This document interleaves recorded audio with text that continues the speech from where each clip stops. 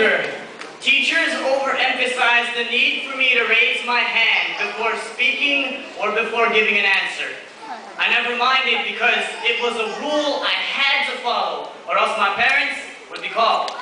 I was always that kid, shooting his hand up faster than teachers could ever finish their questions.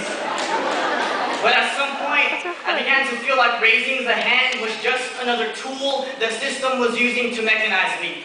So whenever I felt brave enough, I'd ask a teacher, "Miss, explain to me why I gotta raise my hand again?" "Because it's a rule, Johnny."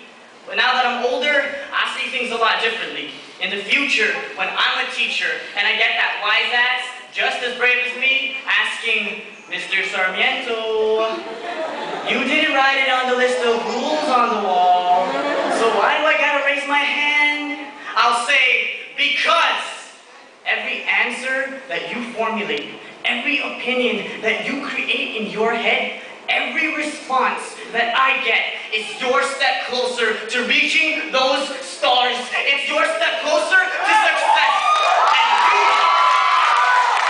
And you should be proud of it.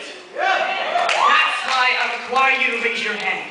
Whatever happened to teaching these kids about creativity, expression, and individuality? We bubble wrap them in uniforms, label them like products with more acronyms than poets could ever come up with, like ESL, LD, MR, and SPED, and yet somehow everything remains okay. I guess it's because we've taught these kids to look at themselves as products of society anyway. We've stuck them in DI, direct instruction classes, posed them with questions, and require them to give the same answer over and over again in unison, like records. How do we expect them not to be skipping when we treat them like they're already broken?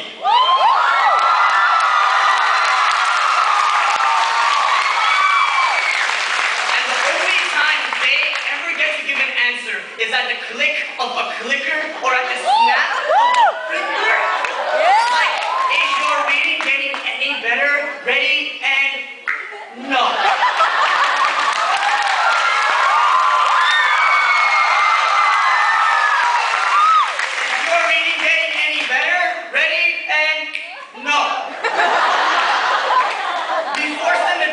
Shirts like treated, groomed dogs, mechanize them like robots with culture, and yet here I am, Scout Honor. I promise to implement DI in my class, distinct individuality, and you